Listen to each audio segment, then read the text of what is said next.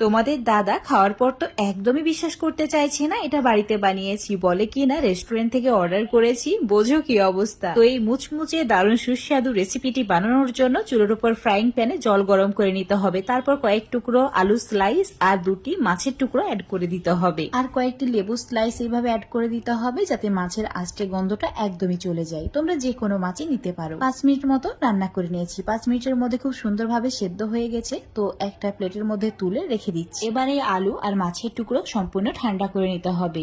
মাছের টুকরোটা ঠান্ডা হয়ে গেলে মাছটা পরিষ্কার করে নিতে হবে। মাছের মধ্যে অসংখ্য কাঁটা থাকে, তাই একটু সময় নিয়ে ভালো করে বেছে নিতে হবে। তোমরা চাইলে যে মাছে কাঁটা কম থাকে সেই মাছও নিতে পারো। এখন এই মাছের টুকরোটা একদম ভালো করে হাত দিয়ে এইভাবে ম্যাশ করে নিতে হবে। ভালো করে ম্যাশ করে নেওয়ার পর এর মধ্যে দিয়ে দিতে হবে সেদ্ধ করে রাখা আলু।